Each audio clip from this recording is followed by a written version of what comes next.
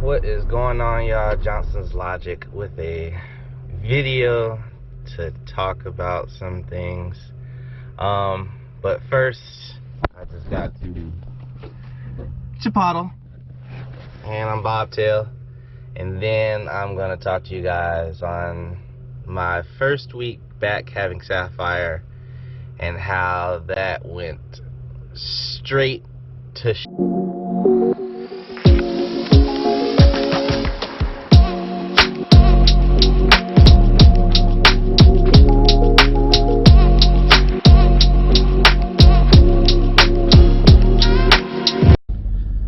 What's going on, y'all? Just like I said in the intro, we're going to talk about the bad times, or the bad time that I'm having at the moment here at Prime. Obviously, it's another day. Some more stuff has happened. But before I begin, let me go ahead and say, one, I apologize for not putting out any content these past couple days, as you will soon find out why. And two, right now I'm working with a bunch of YouTubers. Basically, we created a program called, or not really called, the premise of the program is giving back to basically our support system here at Prime. So we have a campaign going on that we are basically donating or picking, we're donating a tip. So essentially we're tipping an in-house Prime employee, and we obviously there's no script or anything. It's not like paid sponsorship or anything, but I'm trying to articulate it without practicing. I don't know, English is pretty hard today. Practicing it, it's a little difficult. But we have a program working with Driver Lineup, Travis Kinley, Bearded Fat Man, Trucker John, No Hippie Truck and Transportation, Million Mile Man, Do It All Logistics, Prime Trucker Rob, and a bunch of others that are not currently listed, but they will be. Life of Rye, thank myself for remembering that. Anyway, we've sat down and brainstormed a way that we could give back to our in-house support system that keep us moving forward while they, do the stuff that, we probably, as an owner-operator that we should be doing, but that includes like cooking us meals at our terminals and servicing our trucks and trailers, make sure that we're good and legal road ready. Just the small things that behind the scenes people do at Prime that keep us as drivers moving forward. So basically, we worked on a campaign to where we give back to just a completely random person or a completely random in-house employee. This week's representative is Tammy Reed. She's a depart call associate is what it's called. So essentially, when we as drivers go to pick up a load, we get our trailer loaded, or it's a drop and hook trailer, we submit up all the information that we have on our bills of lading up to Prime, in which we would then have to call what's called the live loaded call. We will call a person like Tammy to do what's called a depart receiver or depart shippers or depart call, basically to verify the information that the information that Prime has is the same as what we have on our bills of lading, to make sure that we don't get any legal trouble going down the road for basically anything going on with that load. So there's going to be a link down below. If you choose to give, that's absolutely fine. We've just created a small goal to try and reach, just a small token of our appreciation, just to get back to each and every recipient of this campaign. Now, this will be a monthly campaign, so you can't, if the link is in the description, you're more than welcome to click it, and the campaign should still be up. Now, the money that you do donate, and we as drivers ourselves donate as well, does not touch any other hand except for GoFundMe and the recipient. So, and that's the reason why we chose that program.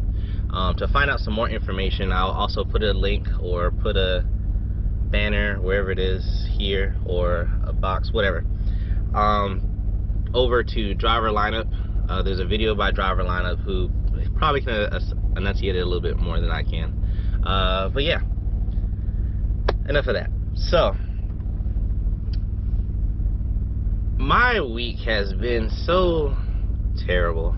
My not very first week, but first week back out with Sapphire, I got her back on whenever that video dropped. about a week ago, about 5 days ago. Today's Monday. It's about 6 days ago. A guy, what was the last thing I said in the video? I picked up a load, dropped another video going through the caves. Okay, so I was able to take that load over to Olney, Illinois, and that's where it was going. So I delivered that load. On the way to that load, I got a pre-plan from my fleet manager. You know, didn't really take a look at it until I was able to stop driving. Delivered that load, looked at the pre-plan. I noticed it was going some places where I tend to not really want to go. For example, the Northeast. So there was a 2-stop load that was proposed to me. First of all, I had to wait for the load. The 01, or the 01 is the pickup location. The pickup location where I needed to go take an empty trailer to do a drop and hook was 238 miles away. So 238 miles north to Ottawa, Illinois, in which there was a 2-stop load. First stop was in Virginia, which I don't like going to, especially the route I would have had to take from Illinois to Virginia. I would have had to go through some terrain that I'm not a fan of, especially with the snow and ice going on right now. And the second stop was in Maryland. Now, this load, and as I said on my live, I already had to sit and wait on it for 24 hours, which actually I had to end up waiting. Let's see, I delivered that load at 1730, so let's say 1800. So I actually had to wait 27 hours for that load, for the drop dead time, or the very last minute that a drop and hook load will be ready. So I got there.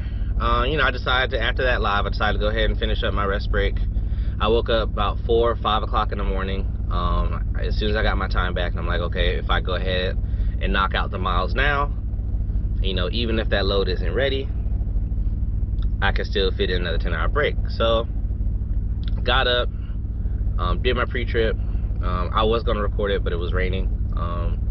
But did my pre-trip, you know, headed to Ottawa, Illinois from Olney, and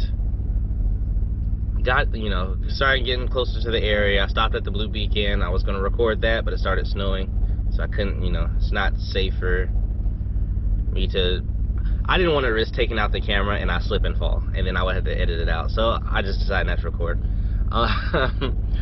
Got the washout, topped off the reefer fuel, got tractor fuel for that trip. It was about 1,280 miles total between Illinois, Virginia, and Maryland.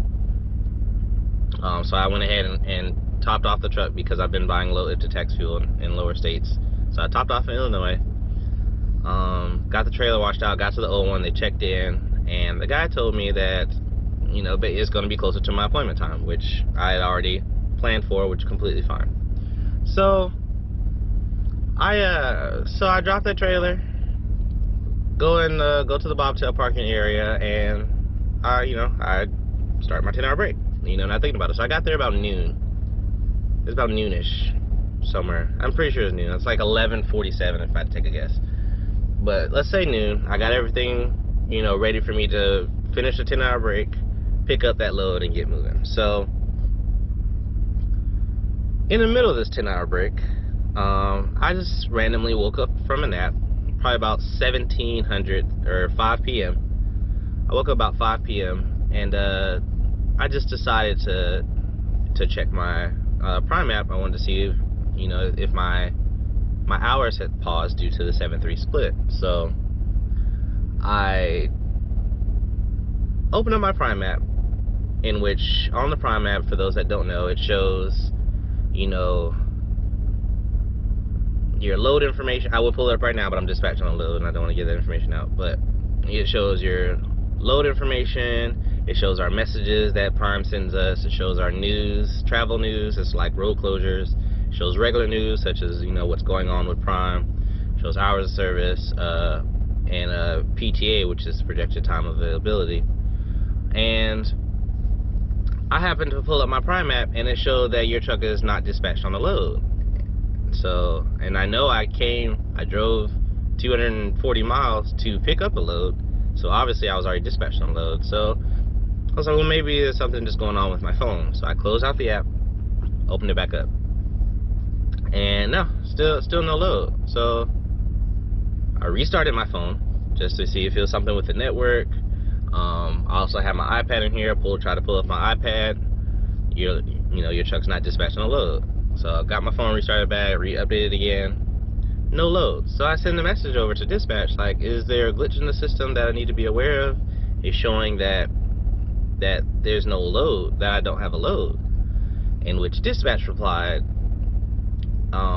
that he also didn't know, but it is not a glitch in the system. My truck is no longer dispatched on the load, and that he was gonna, he's gonna find out what was going on. I was like, okay.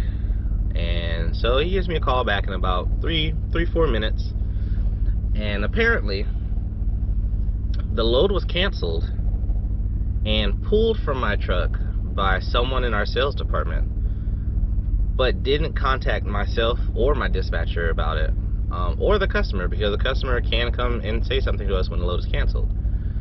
So there was no communication that the load was canceled, and the load wasn't canceled by Prime. The load was canceled by the customer, but just on the higher end of the customer, because when I'll get to that part of the story. But essentially no communication that the load was canceled, and the only way that I found out is because I happened to wake up from my nap. So waiting for them to figure out what's going on. Apparently that customer had canceled the load due to product being held up by the winter storm. So obviously a decent enough reason. But what they did was they canceled that load and recreated that load, in which same bills, same places to go, just in a different order. And also what was different, because keep in mind, I had already been waiting 24 hours for this load.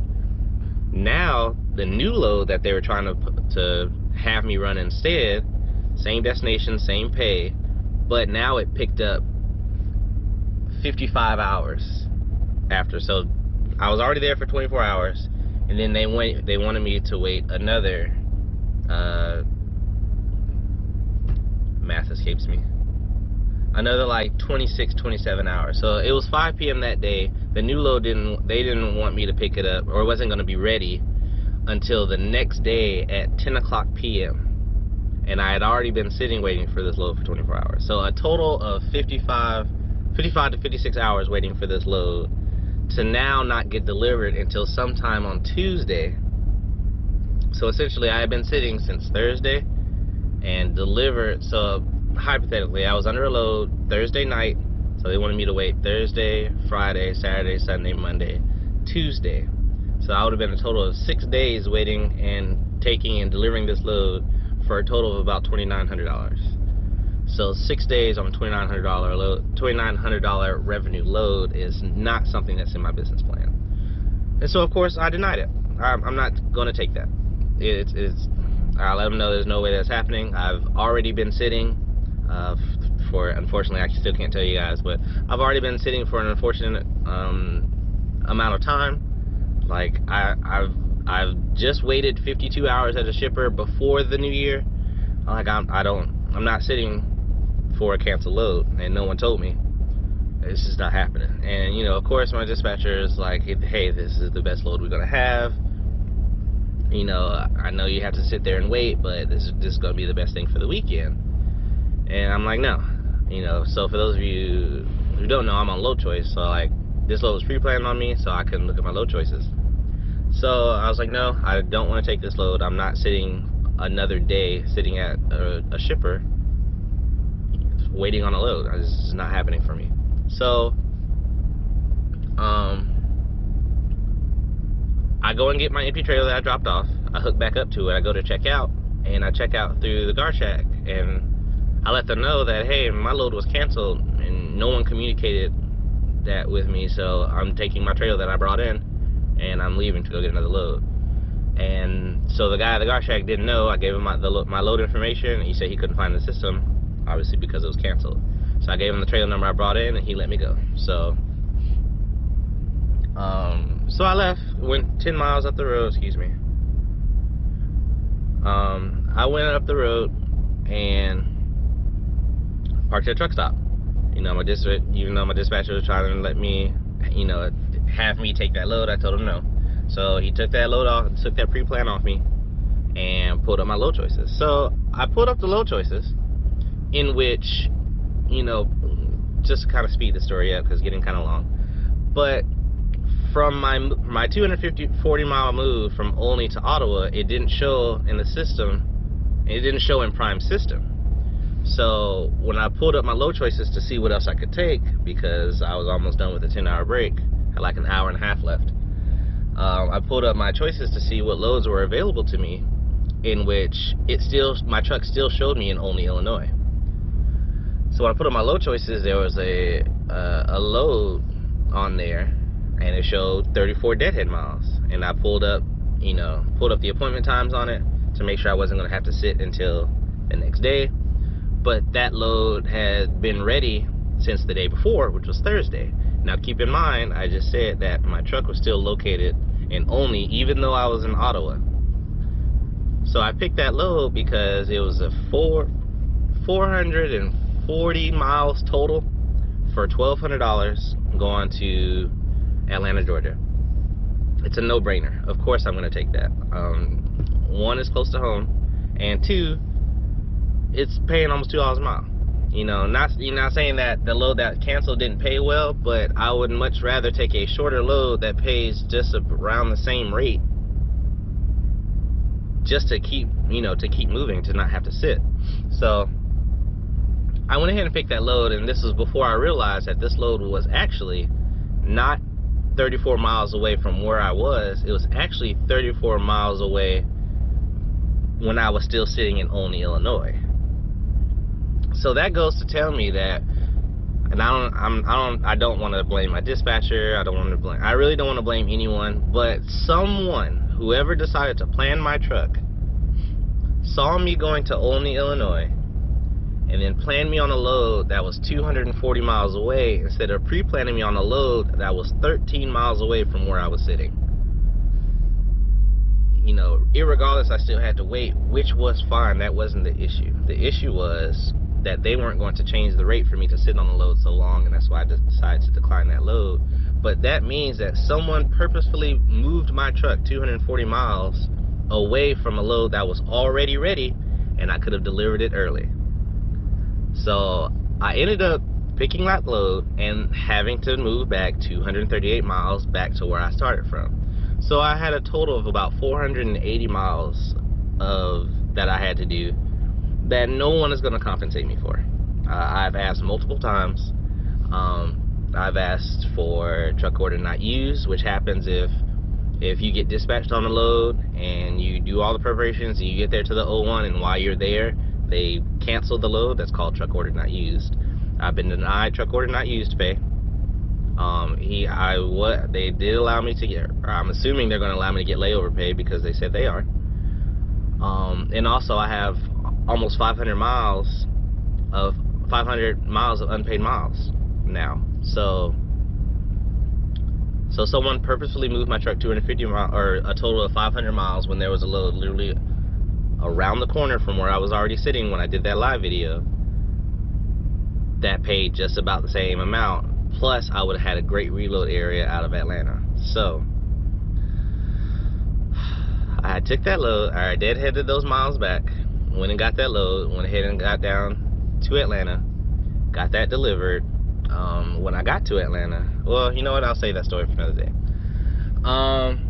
Delivered that load, wasted 500 miles. No one is going to compensate me for it, and I've asked multiple times. I've spoken with supervisors, and now I'm just on the hook paying 500 miles, which includes the 500 mile deadhead charge, and layover pay just does not cover that.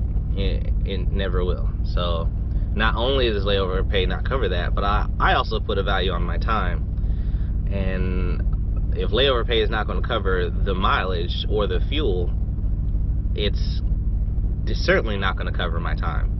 So that's kind of where I'm at right now. There's probably going to be a part 2 because obviously this nightmare is not over, even though this is not really a nightmare. But to kind of end my week, I don't know exactly where I'm going to be at as far as revenue. So I'm gonna go ahead and end this video because now I'm at 20 minutes. Which is a long video. So like I always say, if you're gonna do it, you might as well think logically when you can, or as long as no one makes you. Until next time, I'll see you on the next video.